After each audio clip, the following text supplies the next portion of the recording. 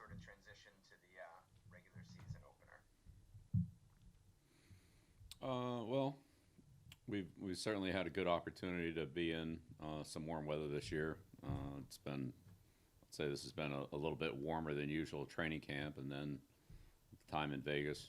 So we'll see. I think that's one of those things you don't really know until you get in and play in it. It's different to train in it than actually play. So um, we'll see. Part of that is dependent upon the health of the team, the depth of the team. Um, and so we'll see how all that plays out. I think the players have worked hard. I think that they're generally in good condition. Um, but game conditioning is different than practice conditioning or running sprints or running up a hill or whatever. So I think we'll have to see that. There's an element of that for everyone to get into game condition. And I think you can certainly build that in practice, but it's a little bit different in the game.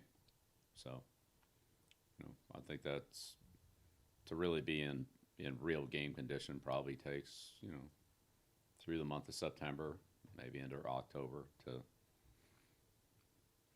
go through the weekly soreness, the recovery, the, playing again and so forth. Next question, Chris Ryan, followed by Dakota Rainbow. Morning, Bill. How are you? Good, Chris. How we doing? Good. Following the Raiders game, you talked about your concerns about consistency, execution, and performance. Do you feel that that just at this time of year that's generally a problem with teams, or is there anything abnormal about this group as compared to previous groups in those areas? Well, each team's different, so I don't think there's a consistent theme from year to year. Players change and circumstances change and so forth. So each year has its own unique aspects of that. But yeah, I think generally speaking that's some parts of your team are further ahead than others, from the players to the experience of the players working together. So players that have worked together over multiple years are, from a communication standpoint and familiarity standpoint, are generally speaking ahead of those who have had less time together. So that's again true with every team.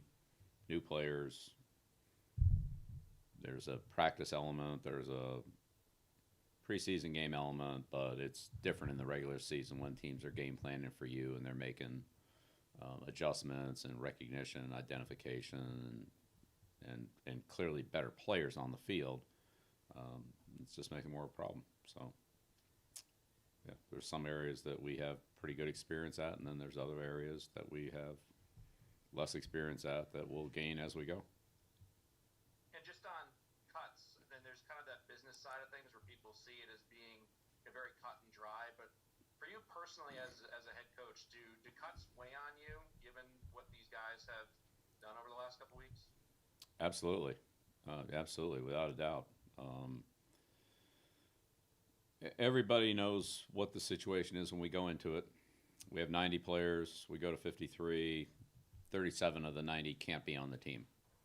Whichever 37 they are or aren't, that's another conversation. But 37 of the 90 can't make the 53-man roster. So, and we all know that this is a production business, and it's very competitive. And when you join the National Football League, you know what that's going to be. You're 1 in 90. You have to earn a spot as one of the 53.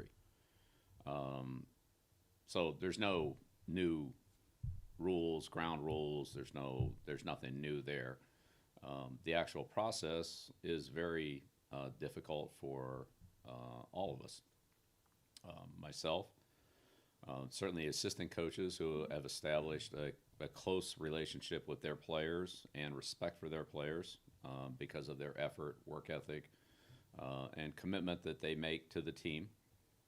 But ultimately, 37 of those 90 players can't be with the team. So it's always difficult to talk to those players about the fact that they've done a lot, they've contributed a lot, they've worked hard, they've put a lot into it, but 37 of the 90, or now 27 of the 90, with the roster being at 80, are not going to be on the 53-man roster. So that is difficult. It's difficult for the players.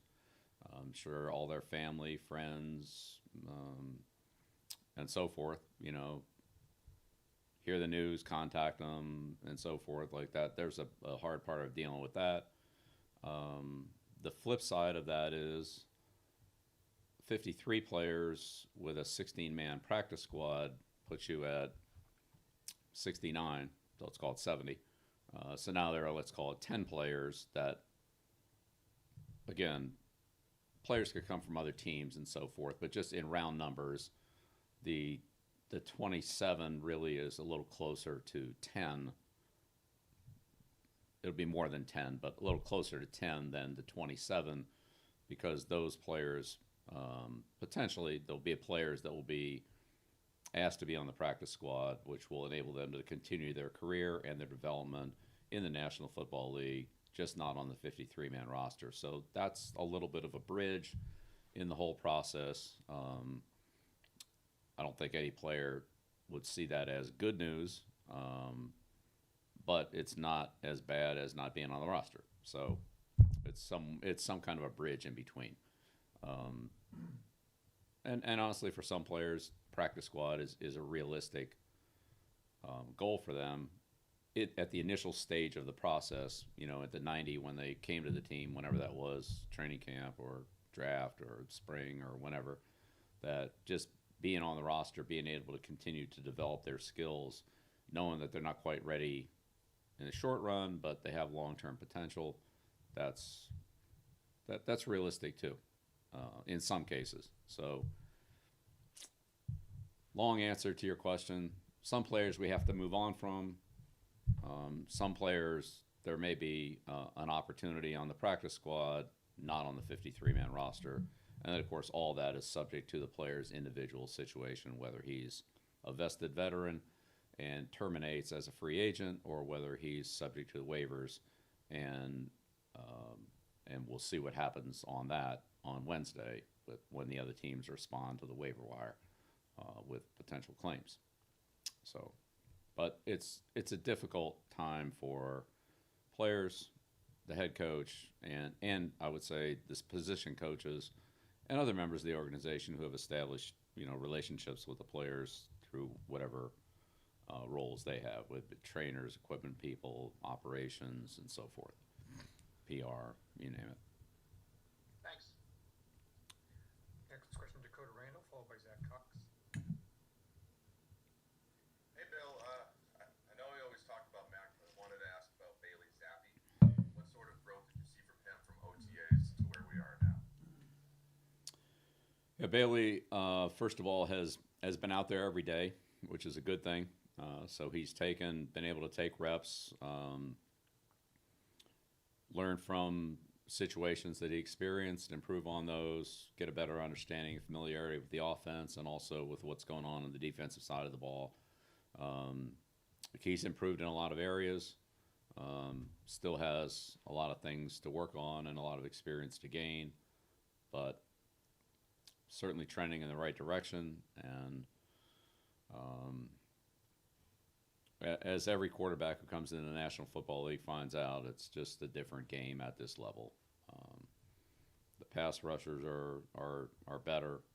The coverage players are faster. There's more man coverage generally than what they see in college. There's a lot more press coverage than what they would see in college. There's a lot more different blitz packages and protection issues than what they see in college. So those things are all, I would say, big adjustments or things that the quarterbacks have to have a high volume of issues to deal with. But those are really the big ones: the multiplicity of coverages, the tightness of the coverage, and the pass rush / blitz combinations. And there's no substitute for experience.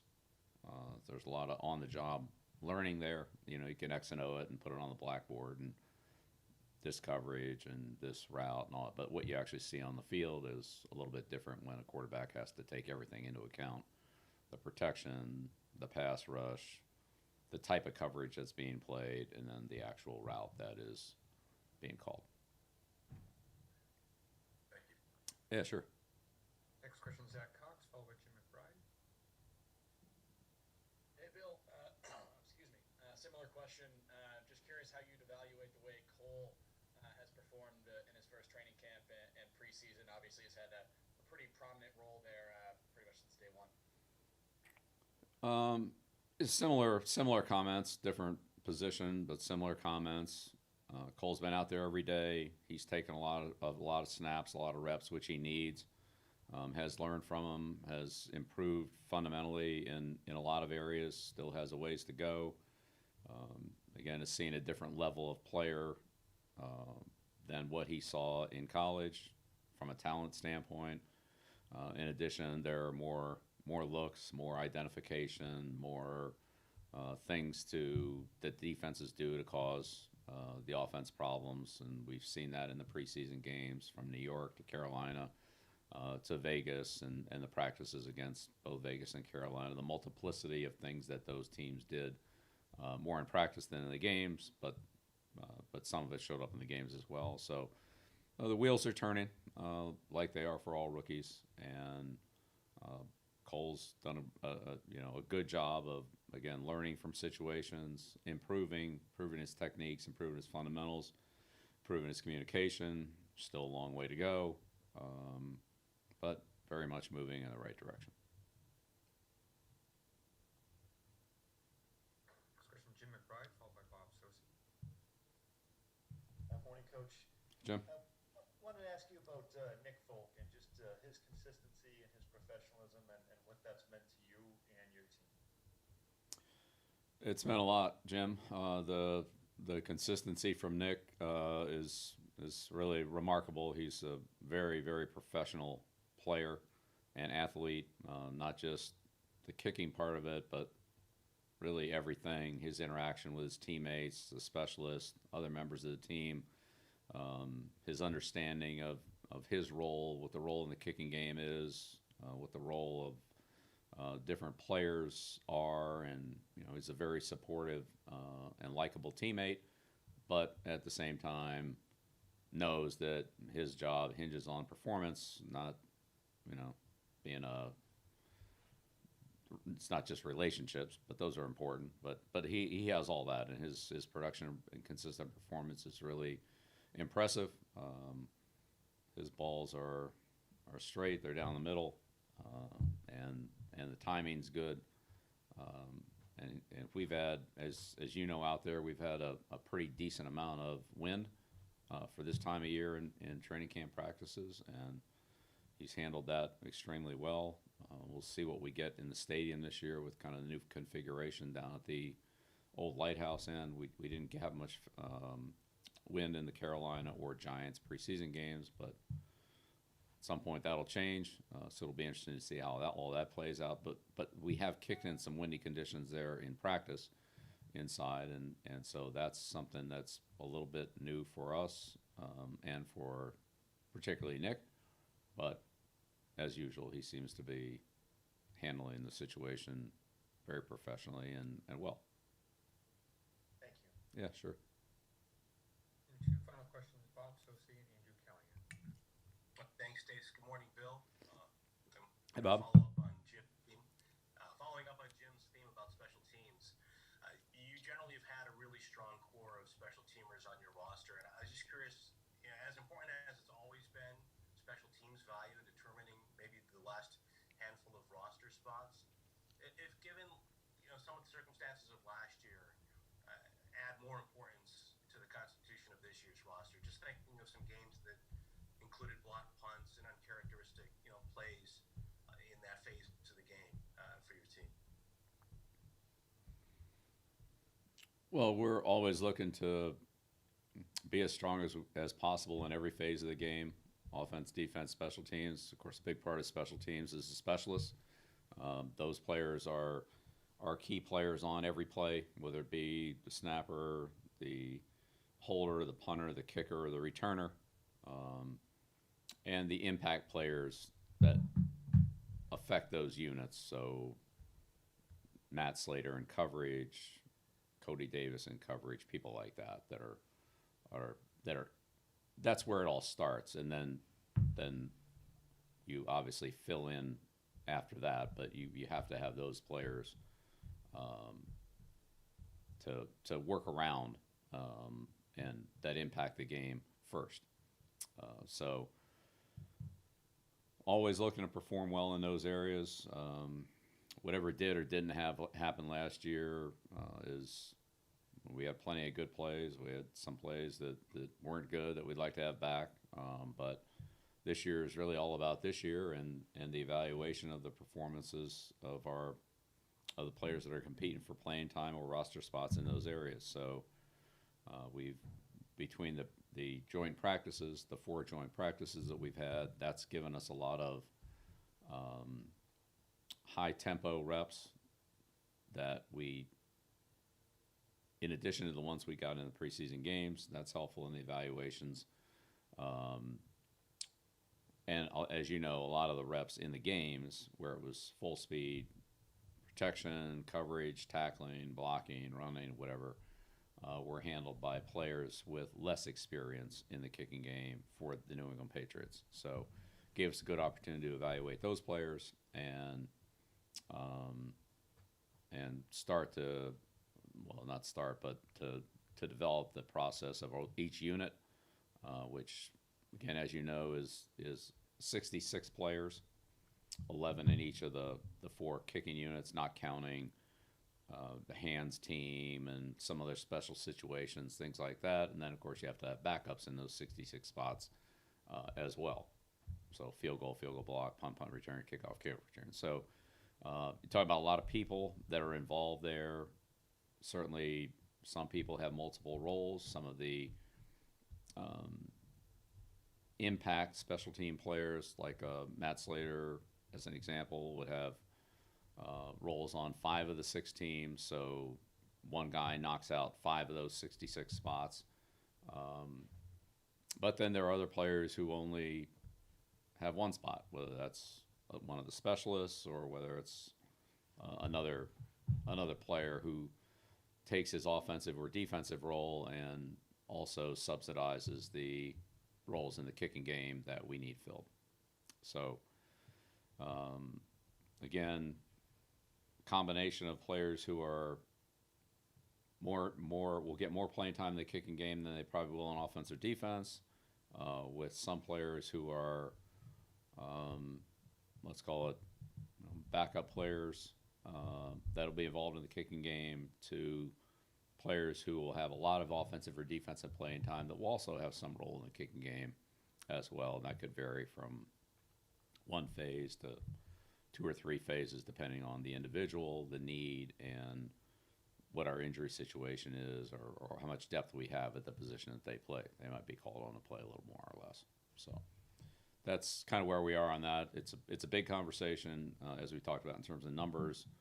There's a lot of people involved.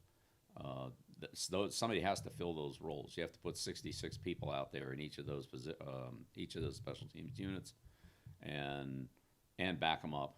And so that's part of the juggling act of a 46-man roster, of how to do that on game day every week.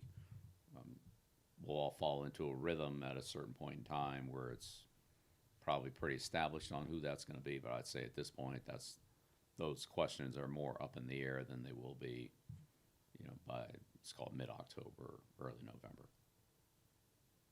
Thanks, Bill. Okay. Yep. You're welcome.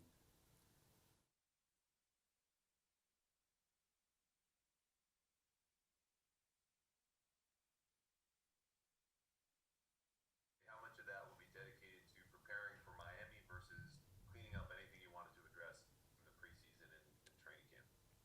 I'm sure it'll be a combination of both. We'll discuss that today. Just the exact conversation that you brought up. We have 2 practices before we begin our Miami preparations in earnest. Not